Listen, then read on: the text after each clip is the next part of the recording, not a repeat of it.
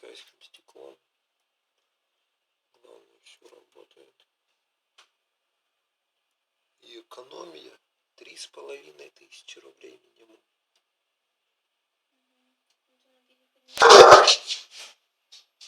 Дуся.